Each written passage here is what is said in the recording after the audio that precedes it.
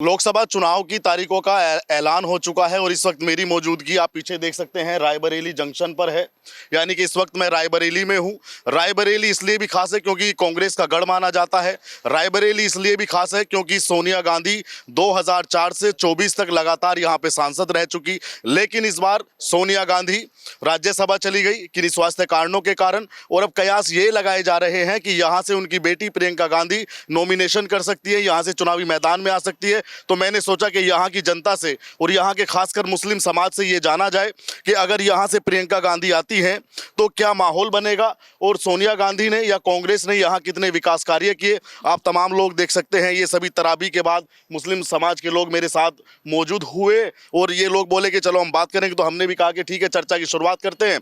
तो सबसे पहले मैं खान साहब आपसे बात की शुरुआत करूंगा। क्या शुभ नाम है आपका? फिरोज नूरी जी। तो फिरोज जी, आप क्या काम करते हैं? मैं बिजनेस करता हूँ।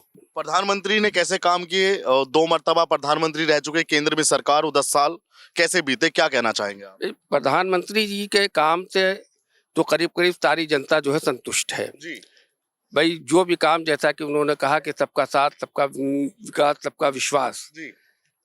तो सबका साथ तो है, हाँ। कहीं पर विश्वास की कमी मुसलमानों के अंदर है। हाँ। और वो अपने आप को थोड़ा सा ये महसूस करते हैं कि हमको निगलेक्ट किया जाता है। हाँ। और ये प्रधानमंत्री जी की वजह से नहीं, बल्कि बीच के जो नेता हैं जो टीवी पे आकर के डिबेट करते हैं, वह हिंदू मुसलमान करते हैं, हाँ। इंडिया पाकिस्तान करते हैं, कब्रिस्तान शमशान करते हैं। हाँ। इस वजह से मुसलमान अपने आप को ठगा हुआ महसूस करता है। हाँ। जबकि मोदी जी से कोई, किसी को कोई गिला नहीं, कोई शिकवा नहीं है। जी। ये बताइए, नेगलेक्ट मतलब किस तरीके से समझता है? मुसलमान को मुख्य धारा से जोड़ने की बात सरकार कहती है, मुसलमान के एक हाथ में कुरान, एक में कंप्यूटर, मोदी जी ने कहा कि हम देखना चाहते हैं। नहीं, ठीक है, ये तो बहुत अच्छी बात है कि एक हाथ में कुरान हो, एक हाथ में कंप्यूटर हो। लेकिन अब दूसरी तरफ जो है तो बहुत से मदरसे गिराए जा रहे हैं। हाँ। अगर उसको मॉडिफाई कर दिया जाता, एक हाथ में कुरान दे दिया जाता, एक हाथ में जो है तो कंप्यूटर दे दिया जाता, तो बहुत अच्छा होता। क्या यही विकल्प बचा है कि मदरसे ही गिरा दिए जाएं? हाँ, मैं जो इलीगल है उनको गिराएं तो कोई तकलीफ नहीं है। जो नहीं है वो तो गिराया जा सकता है, ऐसी कोई बात नहीं। लेकिन जो रजिस्टर्ड है वो अभी, जैसा कि मुझे मालूम है कि बहुत से मदरसों में अभी तनख्वाहें नहीं आई हैं। हाँ। टीचर्स जो हैं उनकी तनख्वाहें नहीं है, तो ये आखिर क्यों नहीं है? दूसरी बात, ये एक शिकायत ये है कि भाई 543 सीटें हैं ऑल ओवर इंडिया, लेकिन अभी तक भाजपा ने कोई एक कैंडिडेट भी, कोई आपको नहीं मिला कि एक मुसलमान कैंडिडेट दिया जाता। हालांकि आपकी मैंने केरल से दिया, आपकी एक केरल से दिया है। अरे भाई, इतना बड़ा यूपी है, 80 सीट है यहाँ पर। हाँ। यहाँ पर एक कैंडिडेट, एक मुसलमान भी नहीं है इस लायक कि उसको एक टिकट दिया जाए। और वो भाई जाहिर सी बात है, हर पश्चिम में बहुत मुस्लिम बाहुल क्षेत्र है, 40% 45% मुस्लिम वोटर्स हैं, तो वहां पर भी आप अपना कैंडिडेट नहीं दे रहे। कम से कम इसलिए जो है मुसलमान सोचता है कि भाजपा से थोड़ा सा दूरी बना के रखो, इसलिए कि वो खुद हमसे दूरी बना रही। जो स्पष्ट बात है वो ये है। भाई साहब, क्या नाम है आपका? मोहम्मद आरिफ नाम है मेरा। आरिफ जी, ये जो खान साहब बात बता रहे हैं कि भाजपा से थोड़ा मुसलमान इसलिए बसता है, एक भी सीट मुसलमान को नहीं मिल पाई। नहीं, ये बात तो सही कह रहे हैं, मगर ये अपनी अपनी सोच की बात है कि उनको क्यों नहीं दी गई सीट। और कुछ तो अगर दे तो बहुत अच्छी बात रहेगी। अगर देते एक सीट तो यह मुसलमानों में एक उत्साह होता है। हाँ। मुसलमान भी भाजपा से जुड़ना चाहता है और जोड़ रहा है, बहुत तेजी से जोड़ रहा है। बस थोड़ी सी कमी ये पड़ती है कि जैसे कुछ बीच के चिंटू रहते हैं, वही जो है मंदिर मस्जिद और उल्टा सीधा करते हैं, जो फिर मुसलमान बदलने की उसकी वो हो जाती है। हाँ। नहीं तो मुसलमान का पूरा मन और मुसलमान एक सैलाब है जो भाजपा से जुड़ना चाहता है। हाँ। और क्योंकि मोदी जी, योगी जी और मोदी जी ने जो भी कार्य किया है, सबका साथ सबका विकास का मतलब ये कि अगर राशन हिंदू को दिया तो मुसलमान को दिया। हाँ। और आयुष्मान कार्ड हिंदू को दिया तो मुसलमान को दिया। कॉलोनी आई प्रधानमंत्री आवास योजना हिंदू को दिया तो मुसलमान को भी दिया। मतलब कोई उसमें कोई मतभेद नहीं है। बस थोड़ी सी कमियां यह है कि जो कुछ लोग बीच के जो छोटे तबके के लोग हैं, हाँ। जो इस माहौल को खराब करना चाहते हैं कि भाजपा को नाम को खराब किया जाए, हाँ। और आपस में झगड़े करवाए जाए। अगर ये चीज थोड़ा सा टाइट हो जाए, हमारा प्रशासन टाइट कर दे, तो शायद मैं समझता हूँ कि भाजपा को कोई माइका लाल हरा ही नहीं सकता है और ना हरा पाएगा। 20 साल 50 साल भाजपा ही रहेगी, हमेशा भाजपा रहेगी। यहाँ भाजपा को कोई हरा नहीं सकता है। क्या लगता है आपको कि भाजपा को कोई हराने वाला है, कोई पार्टी? नहीं, अभी तक तो कोई पार्टी नहीं भाजपा को हराने वाली। हाँ। अभी तक तो कोई पार्टी भाजपा को हराने वाली नहीं है, और रायबरेली भी अब की कांग्रेस के हाथों से जा रहा है, जा रहा है। बिल्कुल जा रहा है। गुरु जी, मैं एक कमेंट आपसे लूंगा, ये कह रहे हैं कि भाजपा को हराने वाला अभी देश के अंदर कोई पार्टी या कोई नेता ऐसा है नहीं जो मोदी का सामना कर सके। नहीं नहीं, तो जाहिर सी बात है कि सबसे बड़ी पार्टी है, जी। भाजपा सबसे बड़ी पार्टी है। हाँ। लेकिन अब अभी इलेक्शन आएगा, फिर देखा जाएगा। हाँ। ऐसा नहीं, अभी हमने कहा कि अभी कोई इस तरह का माहौल या कोई बूम नहीं बना है हाँ। कि जिससे हम रिजल्ट निकाल लें कि कौन जीत रहा है कौन हार रहा है। ठीक है, अभी लेकिन तो कैंडिडेट भी क्लियर नहीं है। फिरोज साहब, मेरी एक आपसे मैं एक बात कहना चाहता हूँ कि पीएम मोदी बनारस से उम्मीदवार बन गए। सबसे पहली पंक्ति में और पहले नंबर पे मोदी जी ने अपना नाम की घोषणा कर दी कि भाई हम बनारस से आएंगे। जब ये कांग्रेस का परिवार है रायबरेली, तो गांधी परिवार ने इतनी देरी क्यों की, इतनी अटकलें क्यों? प्रियंका गांधी अपने नाम की घोषणा कर दे। तो कहीं ना कहीं तो डर रही है। किस बात का डर है? अरे इसी बात का, हारने का डर है, तभी तो घोषणा कर रहे हैं। असल में ये कांग्रेस की कर्मभूमि रही है, हाँ। कांग्रेस के पुरखों की कर्मभूमि रही है। जी। इंदिरा जी यहाँ से जीतती रही है, और हमेशा कांग्रेस राजीव गांधी यहाँ से नहीं जीते। राजीव गांधी जो है अमेठी से जीते थे। और उसके बाद सोनिया जी रही 2 बार या 3 बार, बल्कि यहाँ पे जीत करके सोनिया जी गई। अब की उन्होंने क्या किया कि 5 साल यहाँ पे सोनिया जी दिखाई नहीं दी। 5 साल जो है जीतने के बाद, अब वो हो सकता है बीमारी की कोई वजह हो। हाँ। अगर प्रियंका जी आती हैं, देखिए मैं ये नहीं कह रहा हूँ कि यहाँ पे कौन जीतेगा कौन हारेगा, हाँ। लेकिन अगर प्रियंका जी आती हैं तो लड़ाई जो है बहुत मजबूत हो जाएगी, कांटे की हो जाएगी। आप समझे? अब ये भी डिपेंड करेगा कि भाजपा से कौन कैंडिडेट आता है। कई नाम हमने पेपर में पढ़े थे, अब उसमें से देखिए कौन आता है।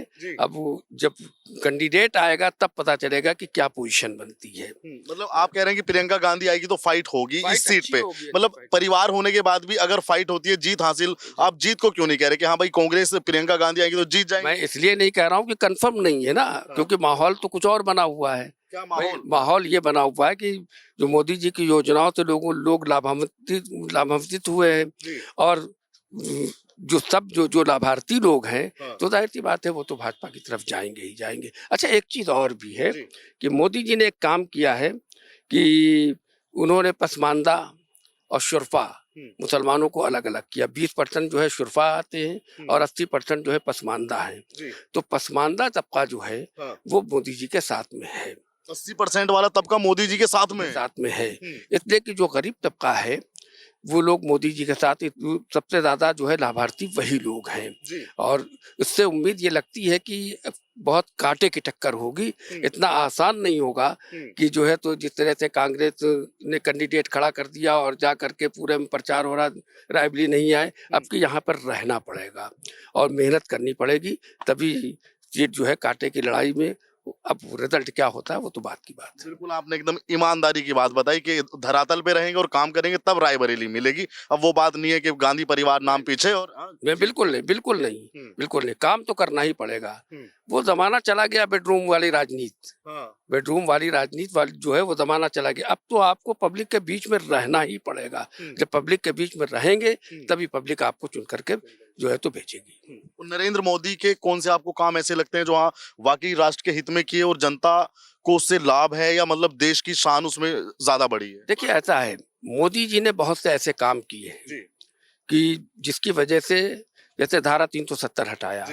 देखिए, आम मुसलमानों को कोई प्रॉब्लम नहीं, कोई प्रॉब्लम, राजनीतिक लोगों को हो सकती है प्रॉब्लम, लेकिन कोई प्रॉब्लम नहीं है। समझे? हाँ, अब ये जैसे ये CAA आ रहा है, अब इससे जो है, जैसा कि भाई अगर इसको डीपली पढ़ा जाए तो इसमें मुसलमानों को कोई नुकसान नहीं है। भारतीय मुसलमान को इसमें कोई नुकसान नहीं, इसलिए कि जो यहाँ का रहने वाला है उसके पास सारे प्रूफ मौजूद हैं। और ये बाहर के जो लोग आएंगे, भाई उनको हम यहाँ पे शरण नहीं देंगे। समझे? अब उसमें अगर ये हो जाता कि भाई मुस्लिम भी शरणार्थी अगर आते हैं तो उनको भी यहाँ पे, जैसे और बुद्धिस्ट को दिया जाएगा, ईसाइयों को दिया जाएगा, सिखों को दिया जाएगा, पारसी जैन जो भी हैं उनको दिया जाएगा। अगर मुस्लिम को भी दे दिया जाता तो बहुत अच्छी बात है, फिर तो कोई प्रॉब्लम नहीं थी। बस इसी बात को लेकर के विपक्ष जो है इस बात को उठा रहा कि भाई मुसलमानों का बहुत बड़ा नुकसान हो जाएगा और अल्पसंख्यक जो है कहीं के नहीं रहेंगे। अच्छा, ये एक माहौल बनाया जा रहा है। अच्छा, दूसरी बात ये भी है कि NRC का जब ये बिल बहुत पहले पास हो गया, लेकिन अब बिल्कुल इलेक्शन के टाइम पे इसको लागू किया गया, तो CAA को, तो अब जाहिर सी बात है कि फिर आदमी सोचने पर मजबूर तो होता ही है कि इसका राजनीतिक फायदा है, इलेक्शन में फायदा उठाने के लिए ऐसा किया गया है। देखिए बिल्कुल क्लियर सी बात है जी। लेकिन फिरोज भाई आप हमें एक बात बताइए ईमानदारी से एकदम, क्या विपक्षी पार्टी भी ये चाहती है कि मुसलमान गुमराह हो, अखिलेश जी हो, यूपी के अंदर मैं खासकर बात कर रहा हूँ, चाहे कांग्रेस हो? देखिए ये तो सच्चाई है कि हमेशा जो है भाजपा से हमको डराया गया, भाजपा से जो है मुसलमानों को डराया गया कि भाजपा ऐसा कर देगी, ऐसा कर देगी, ऐसा कर देगी। लेकिन आज 10 साल से जो है मोदी जी का राज है, हम जहाँ हैं वहीं पे खड़े हुए हैं जी। हम जहाँ हैं वहीं खड़े। अगर महंगाई की मार है तो सिर्फ मेरे लिए थोड़ी है, सबके लिए है, जो भी है। तो ऐसा कुछ भी नहीं है। मुसलमान न कभी डरा था और न डरा है, न अभी भी डर रहा है। हमेशा मुसलमान जैसा था वैसा ही है। कोई पक्ष ने मुस्लिमों का वोट हासिल किया और मुसलमान को कुछ दिया उसके? नहीं, बहुत भाई मुसलमानों को तो हमेशा आप एक जुमला कह दूं, मुसलमानों को तेज पत्ते की तरह इस्तेमाल किया जाता है। हर राजनीतिक पार्टी या नेता जो है उसको तेज पत्ते की तरह इस्तेमाल करता है, समझे। और क्योंकि मसाले का मेन आइटम जो है वो तेज पत्ता है, समझे। हाँ, और तेज पत्ता का काम क्या है कि उसको चाट करके किनारे लगा दिया जाता है। जब वोट लेना है तो हमको इस्तेमाल किया जाएगा, उसके बाद हमको किनारे लगा दिया जाता है। जो सच्चाई है वो ये है। मोदी जी कह रहे हैं कि भाई इस बार 400 पार, क्या लगता है उस दावे में कितनी ताकत है? देखिए ऐसा है, मोदी जी अगर कह रहे हैं तो मोदी है तो मुमकिन है। तो जाहिर सी बात है उसी भाई मोदी है तो मुमकिन है, इसलिए कि भाई मोदी जी इस तरह की स्ट्रेटजी बनाएंगे भाई कि उनकी 400 पार हो जाए। 370 के लिए कहा है कि 370 सीटें हो सकती है उनकी। विपक्ष लगातार ये कहता है कि मोदी में वो क्वालिटी नहीं है जो कांग्रेस के पास में है। राहुल गांधी की वो पढ़ाई की तुलना मोदी जी से करते हैं और अपनी डिग्रियों की भी तुलना करते हैं। तो आपको लगता है कि मोदी जी में और नेताओं में मतलब मोदी जी देश को चलाने के काबिल नहीं है? देखिए ऐसा है कि ये कंपटीशन तो हम नहीं कर सकते जी। इसलिए कि देखिए पढ़ाई एक अलग चीज है, राजनीति एक अलग चीज है। आज 10 साल से मोदी जी जो है यहाँ पर राज कर रहे हैं, तो आखिर उसमें पढ़ाई कहाँ जो है तो आड़े आ रही है।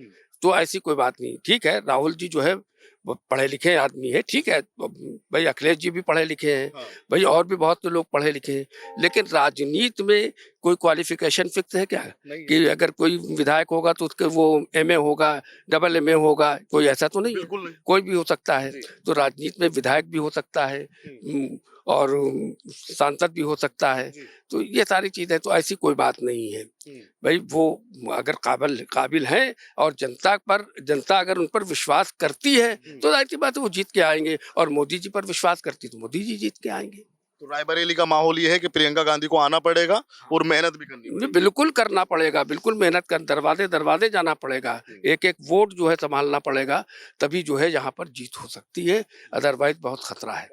फिरोज जी, मैं एक बात और आपसे समझना चाहता हूँ कि जैसे 5 साल सोनिया गांधी बहुत ज्यादा अनुपस्थित थी, तो क्या लोगों में लोकसभा में लोगों में नाराजगी भी है थोड़ी? नहीं, नाराजगी बिल्कुल है। इसलिए नाराजगी है कि अपने नेता को हर आदमी मिलना चाहता है जी। अब अगर हमें कोई काम है, हमारे के यहाँ की सांसद सोनिया जी हैं और हमें उनसे काम है तो हमको दिल्ली जाना पड़ेगा, या हम उनके जो प्रतिनिधि हैं उनसे मिलें।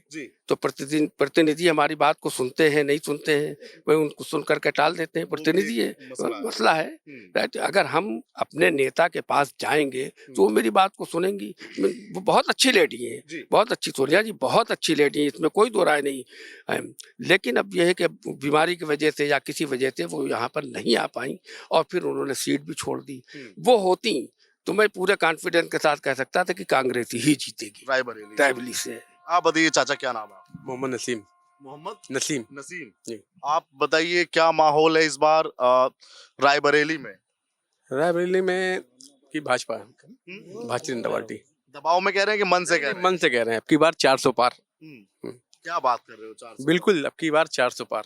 मोदी जी ने मुसलमानों के लिए बहुत अच्छा काम किया है। बताइए हमको क्या किया। जैसे कि उज्ज्वला योजना जो है और श्रम कार्ड जो है और जो है प्रधानमंत्री जो है आवास योजना, इस सब में किसी में भी भेदभाव नहीं किया है। जो है जो योजनाएं अदर को मिल रही है वही मुसलमानों को मिल रही हैं। ये विपक्ष पार्टियां हैं जो है मुसलमानों को एक डरा रही हैं, धमका रही हैं, जो है कि उनके अंदर डर पैदा कर रही है कि मोदी जी आ जाएंगे तो ये करेंगे वो करेंगे। ऐसा कुछ नहीं है। जो है मोदी जी से अच्छी कोई सरकार नहीं है।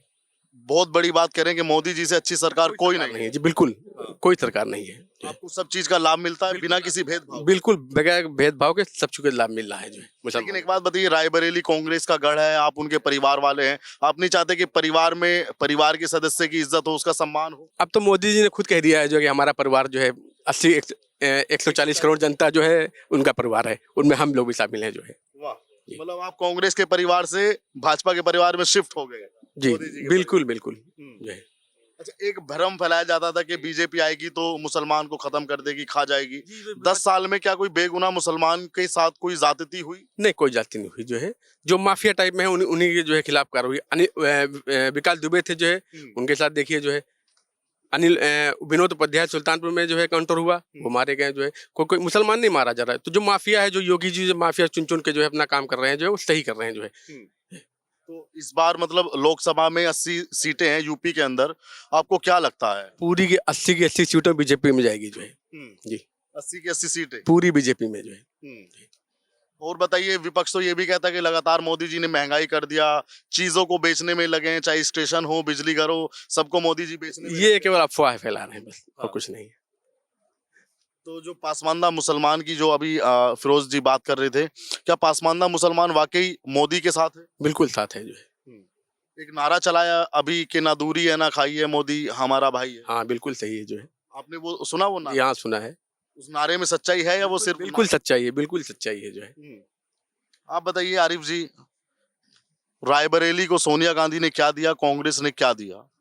देखिए, जब दिया था तब दिया था, अब कुछ नहीं दिया। एक जमाना था जब उन्होंने दिया, अगर देते तो धरातल पे काम होता ना। अभी तो कोई काम ही नहीं है उनका। यहाँ तक कि वो 5 साल अपने घर में बैठी रहती, यहाँ देखती नहीं, आके कहती है परिवार है। कहेगा परिवार है? परिवार किस बात का है? यहाँ उनके एक प्रतिनिधि किशोरी लाल शर्मा जी आते हैं, अपने कमरे में बंद करके बैठे रहते हैं, वहाँ एक गेट खोलने वाला बंद करने वाला खड़ा रहता है। पब्लिक भी उनसे नहीं मिल सकती है। तो ऐसे परिवार, ऐसे हमको अपने लीडर को लेके चाटना है क्या? जो हमारी बात ना सुन सके, हमारे दर्द को ना सुन सके, उनको कौन जानता है? रायबरेली में किशोरी लाल शर्मा जी को यहाँ कोई नहीं जानता, जबकि वो 10 सालों से यहाँ प्रतिनिधि कर रहे हैं। वो खाली बड़े बड़े लोगों के यहाँ गाड़ी उठाते हैं, बड़े बड़े लोगों के यहाँ पहुंच गए। पब्लिक बेवकूफ है, पब्लिक वोट देती है, पब्लिक को बेवकूफ समझते हैं। तो अब ये नहीं चलेगा। आज देख लीजिए, भाजपा के टाइम पर एक एक इनका कार्यकर्ता वार्ड से लेके और बूथ तक का कार्यकर्ता घर घर जाके लोगों को उसकी योजनाएं दे रहा है, बता रहा है, समझा रहा है। तो बताइए, ये नहीं जीतेंगे तो कौन जीतेगा? जो कार्य कर रहा है धरातल पर, हमें वो चाहिए ना। हमें एसी में बैठने वाला, दिल्ली में बैठने वाला थोड़ी नहीं चाहिए, जो हमारी बात को ना सुन सके। और कहते रेलवे, इसी रेलवे रायबरेली को अभी मोदी जी ने बहुत बड़ी सौगात दी है, वो बुलेट ट्रेन दी। अभी परसों एक गंगा एक्सप्रेस जो है यहाँ से चालू हुई है, वंदे मातरम के नाम से। बहुत बहुत शुभकामनाएं। तो यहाँ तो काम जितना भी कर रहे हैं इस समय बीजेपी कर रही है, और कांग्रेस ने कभी किया होगा, ये नहीं कह सकता कि नहीं किया, कभी किया होगा। कह रहे हैं कि विपक्ष वाले तो कह रहे हैं कि मोदी जी तो इस बार अपनी बनारस की सीट भी नहीं बचा पा रहे हैं। ये तो वक्त बताएगा। उनकी तो जमानत जब्त हो गई थी, पिछले बार भी वो खड़े हुए थे, जमानत जब्त हो गई थी, तो आपकी उससे बुरी हालत होगी। प्रश्न पूछ लेते हैं जिससे कि आप सुनना चाहते हैं, जो कि कुछ बोले। ये प्रश्न उठा तो नहीं है जो कि मोदी जी बनारस की सीट भी ना बचा विपक्ष पाएं। अजय राय, शायद अजय राय उनका नाम है, कांग्रेस के अध्यक्ष हैं, प्रदेश के अध्यक्ष हैं, उनका स्टेटमेंट है ये कल का। नहीं, अब कल का स्टेटमेंट हो सकता है, आप रिपोर्टर हैं, आपने सुने होंगे, लेकिन ऐसा कुछ बात हम लोगों के कानों में नहीं आया है। चलो इसको मैं अपने पास से ही ऐड कर रहा हूँ। हाँ, जो कि मैं ही इसको ऐड तरह से क्रॉस एग्जामिन करे तो अच्छा लगता है। ठीक है, आपका सही पूछना है, लेकिन इसमें एक बात होता है रिपोर्टर साहब, जो कि क्या कहता है, देखिए, जैसे लास्ट जो क्वेश्चन का जो जवाब फिरोज साहब ने दिया, जो सोनिया गांधी होती तो जीत जाती, हम इस यहाँ पर असहमत हैं। असहमत इसलिए हैं, ठीक है, सोनिया गांधी का चेहरा का जो वैल्यू है वो बहुत है, इसमें कोई शक नहीं। ये इसलिए कहने के लिए इन्होंने ये भी मजबूर हुए जो सोनिया गांधी रहती, लेकिन हो सकता है जो वोट का जो ये है फासला है, इसमें कम रहता। यदि वो जीतती तो इस बार हो सकता है, जो पिछले बार लाख वोट से जीती है, तो इस बार हो सकता है 25,000 वोट से जीतती, 25,000 वोट से जीतती। लेकिन जीतना अब टफ था उनके लिए यहाँ भी, इसलिए है प्रत्येक जनता जागरूक है। देख रहे हैं हम लोग यहाँ पर खड़े हैं, अब ये देखिए 10-12 साल का ही लड़का होगा, एक पीछे एक लड़का था जो कि देखिए कितना सिंसियर है, जो मोबाइल से वो भी अपना रिकॉर्ड कर रहा है बात को, समझने की कोशिश कीजिएगा। प्रत्येक को काम नजर आता है। अभी वो जाएगा, SBI के ATM लगा है, भारत सरकार का बैंक है, यदि उसको अभी गया इमरजेंसी है, यहाँ से निकला, उसको जाना है कहीं हॉस्पिटल पे जाना है, वहां पर इसका ATM काम नहीं करेगा, इरिटेट होगा, उसमें झल्लाहट आएगी। आज स्टेशन है, स्टेशन को लेके प्रत्येक स्टेशन पे जाइए, जहां कहीं भी आप, उत्तर प्रदेश जो 22 करोड़ की आबादी है, यहीं से हमारा प्रधानमंत्री निर्धारित होता है, जो कि यदि उत्तर प्रदेश स्ट्रांग है तो प्रधानमंत्री स्ट्रांग है। बिल्कुल। आज हम लोग एक अच्छे, सब हम लोगों के अंदर एक भावना है जो एक अच्छा इंसान बने, एक अच्छा इंसानियत धर्म हो। आपकी रायबरेली में क्या राय है? रायबरेली का क्या होने वाला है? रायबरेली का देखिए, प्रियंका गांधी आ रही हैं, मोस्ट वेलकम। एक बात तो मान के चलिए, जो कि क्या कहता है, comparatively to Rahul Gandhi to Priyanka Gandhi, Priyanka Gandhi में कहीं ना कहीं लीडरशिप क्वालिटी दिखती है, वजन है उनमें। लेकिन राहुल गांधी को अब क्या कहा जाए, उम्र के 49वें 50वें पड़ाव पर हैं, लेकिन क्यों नहीं वो अपने अंदर एक परिपक्वता ला पाते हैं, ये थोड़ा सा क्वेश्चन मार्क है। वो सिल्वर स्पून में है। ठीक है, मैं फिरोज भाई से यही सवाल पूछूंगा। ये कह रहे हैं कि राहुल गांधी को एज ए पॉलिटिशियन, एक राजनीतिज्ञ के तौर पे लोग स्वीकार नहीं करते, और वो परिपक्वता में कहीं ना कहीं त्रुटि है। अभी आपने थोड़ी देर पहले कहा कि राहुल गांधी जी बहुत पढ़े लिखे हैं, ठीक है, लेकिन अब विपक्ष ने, राहुल गांधी के विपक्ष ने, विपक्षियों ने उनको पप्पू कह दिया। तो पप्पू कह देने से थोड़ी कोई पप्पू हो जाएगा। जो पढ़ा लिखा आदमी है तो जाहिर सी बात है वो सोच समझ के ही बात करेगा, समझे। वो जाहिर सी बात है कि अगर उनका कोई बयान आता है तो आप देखिए कि भाजपा की तरफ से फौरन खंडन भी आता है। अब अगर उनके बयान के कोई माने नहीं है तो फिर वो जो कह रहे हैं कहने दीजिए, समझे, फिर उसका जवाब क्यों आता है। बहरहाल जो अभी भाई साहब ने कहा ये बात सही है कि माहौल तो चेंज हुआ है, और माहौल तो पूरे देश का चेंज हुआ है, आप समझ रहे हैं। इसलिए कि मोदी जी का जो काम है, क्योंकि काम बोलता है, इसलिए ऐसा लगता है कि मोदी जी जो 400 का नारा उन्होंने दिया, 370 का अपने लिए नारा दिया कि भाजपा 370, तो अब हमने एक जुमला कहा ना कि मोदी है तो मुमकिन है। अब वो क्या स्ट्रेटजी है, किस तरह से बनाया है, कैसे कैंडिडेट होंगे, ये तो कैंडिडेट के ऊपर भी डिपेंड करेगा ना। बहुत कुछ कैंडिडेट के ऊपर डिपेंड करेगा कि कैंडिडेट कैसा है, क्योंकि कैंडिडेट अगर लोकल है, उसकी पकड़ अच्छी है, तो फिर मजबूती से लड़ाई लड़ेगा। तो वो ये चीज है रायबरेली के लिए। देखिए इतना आसान तो कांग्रेस के लिए भी नहीं है, और इतना मुश्किल भाजपा के लिए भी नहीं है। आप बताइए क्या लगता है, एक गारंटी मोदी की है, एक गारंटी राहुल गांधी की है। मोदी जी कह रहे हैं कि मोदी की गारंटी, और राहुल गांधी अपनी अलग अलग गारंटी दे रहे हैं। किसकी गारंटी पे जनता को भरोसा है? देखिए अभी तक तो जो भरोसा है वो मोदी के ऊपर ही है जी। क्योंकि लोग जान रहे हैं कि अगर ये रायबरेली एक ले भी लेंगे तो क्या कर लेंगे। अगर बाय द वे रायबरेली एक वो सीट मिल भी गई तो क्या कर लेंगे। इन्होंने 5 साल क्या कर लिया। यहाँ तक कि आप जाके देखिए संसद निधि के कोटे से एक भी काम नहीं हो रहा है, एक भी, जबकि इनका चेयरमैन यहाँ खुद का चेयरमैन है और गली गली गंदा रही है। कांग्रेस का चेयरमैन, कांग्रेस का संसद, और गली गली यहाँ गंदा रही है। जो भी काम हो रहा है आज मंत्री दिनेश सिंह के माध्यम से काम हो रहा है यहाँ, मनोज, और जो भी हो रहा है वो राज्य सरकार की तरफ से हो रहा है, केंद्र सरकार की तरफ से हो रहा है, कांग्रेस के जी मगर इनकी तरफ से कोई काम नहीं हो रहा। नाली का एक पत्थर के लिए भी अगर इनके सभा उनके पास जाते हैं चेयरमैन के पास, तो वो भी इनके पास मुहैया नहीं है। आप बताइए, अरे आप कुछ नहीं कर सकते, कम से कम संसद निधि से ही आप काफी काम करा सकते हैं, रायबरेली का विकास करा सकते हैं।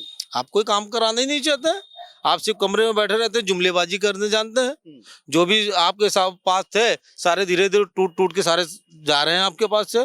क्यों? क्योंकि आपके अंदर कमियां हैं, आप देश नहीं संभाल सकते, आपके बस की बात नहीं है देश संभालना। कांग्रेस के जी बिल्कुल कह रहे हैं कि जननायक और लोकनायक सिर्फ राहुल गांधी हैं, वो जो लोकतंत्र को बचा सकते हैं। वो जुमला है, और जुमले में फंसना कोई वो बात नहीं है जो हम लोग कह दें। वो तो उनकी अपनी अपनी बातें हैं, कोई भी कुछ भी कह सकता है, मुंह है उनका। मगर जब वक्त आएगा तो पता चलेगा, 400 पार जब हो जाएगी भाजपा, तब बताएंगे उनको कि हाँ जगह 400 पार हो गए। बस मोदी कर्मशील आदमी है। अबू धाबी में भी जाके देख रहे हैं, मंदिर बनाने की बात अलग है, वो मंदिर बनाना चलिए, वो उनका हाई प्रोफाइल आदमी है, पूरे वर्ल्ड पर डोमिनेट करते हैं वो। आज पूरे वर्ल्ड पे डोमिनेट करते हैं मोदी साहब। मोदी साहब एक अलग चीज है। वो साहब आज एक बात मान के चलिए, मोदी है तो बीजेपी है।